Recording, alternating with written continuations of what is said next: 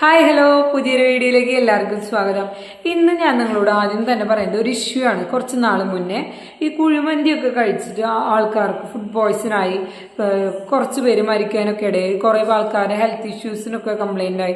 അപ്പം അങ്ങനെ ഒരു സാഹചര്യം ഇനി നമ്മുടെ ഇന്ത്യയിൽ ഉണ്ടാവാണ്ടിരിക്കാൻ വേണ്ടിയിട്ടുള്ള ഒരു ഐഡിയ, ആ ഐഡിയനെ നമ്മളൊരു ബിസിനസ് രൂപേണയാണ് ഇൻട്രൊഡ്യൂസ് ചെയ്യുന്നത് കേട്ടോ.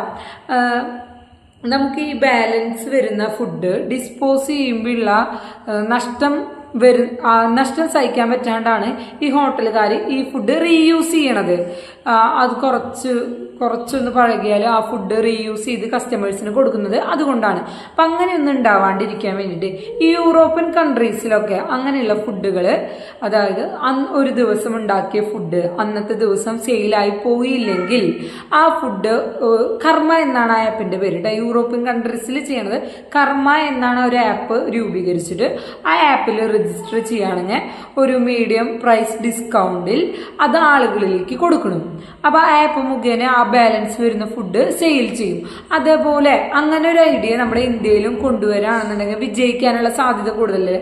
കാരണം ഒരുപാട് ഹോട്ടൽസിൽ ഇങ്ങനെ ബാലൻസ് വരുന്ന ഫുഡ് വേസ്റ്റ് ആക്കി കളയാണ് ചെയ്യണത്. കാരണം വേസ്റ്റ് ആക്കി കളയാണ്ട് വേറെ നിവർത്തിയില്ല. അപ്പൊ അവർക്ക് ഒരുപാട് നഷ്ടവും വരുന്നുണ്ട്.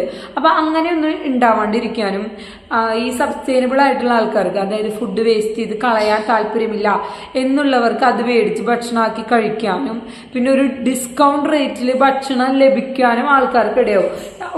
ഒരു രീതിയിലും ഈ ഒരു ഐഡിയ നമ്മൾ രൂപീകരിക്കുകയാണെന്നുണ്ടെങ്കിൽ ഒരാൾക്കും നഷ്ടം വരില്ല. കാരണം ഒരു യൂസ്ഫുൾ ആയിട്ടുള്ള ഐഡിയ എന്നാണ് ഞാൻ വിചാരിക്കുന്നത്. നമുക്ക് മനസ്സിലായത് ഞാൻ വിചാരിക്കുന്നുണ്ട്. അതായത് ബാലൻസ് വരുന്ന ഫുഡ് സെയിൽ ചെയ്യാൻ നമ്മളൊരു ആപ്പ് രൂപീകരിക്കുകയാണ്, ഒരു പ്ലാറ്റ്ഫോം നമ്മൾ ബിൽഡ് ചെയ്തെടുക്കുകയാണെന്നുണ്ടെങ്കിൽ ഈ ബാലൻസ് വരുന്ന ഫുഡ് അതിൽ സെയിൽ ചെയ്യാൻ ഒരു ഡിസ്കൗണ്ട് പ്രൈസിൽ, അതായത് നമ്മൾ ഹോട്ടലിൽ കൊടുക്കുന്ന പ്രൈസിനേക്കാളും കുറവ് എമൗണ്ടിൽ നമ്മൾ അത് ആ ആപ്പിൽ രജിസ്റ്റർ ചെയ്ത് കഴിഞ്ഞാൽ ആ ആപ്പ് ത്രൂ അത് ആളുകളിലേക്ക് എത്തിക്കാൻ ഒരു പാറ്റേൺ, ഒരു ചെയിൻ നമ്മൾ ക്രിയേറ്റ് ചെയ്തെടുക്കുക. അങ്ങനെ ഒരു പ്ലാറ്റ്ഫോം നമ്മൾ ക്രിയേറ്റ് ചെയ്തെടുക്കുകയാണെങ്കിൽ നല്ല രീതിയിൽ തന്നെ ഏണിങ്സ് ഉണ്ടാവാനും ഒരുപാട് ആൾക്ക് ക്വാളിറ്റിയിൽ കോംപ്രമൈസ് ചെയ്യാത്ത ഫുഡ് ലഭിക്കാനും റീസണബിൾ റേറ്റിലും ഫുഡ് ലഭിക്കാനും ഹോട്ടലുകാർക്ക് അത് അവർ പ്രതീക്ഷിക്കുന്ന നഷ്ടം, അതായത് ബാലൻസ് വന്ന ഫുഡ് ഡിസ്പോസിബിൾ ചെയ്യുമ്പോൾ ഉണ്ടാകുന്ന നഷ്ടത്തിനേക്കാൾ കുറച്ച് രീതിയിൽ മാത്രം നഷ്ടം സംഭവിച്ച്, എന്നാൽ അത്ര രീതിയിൽ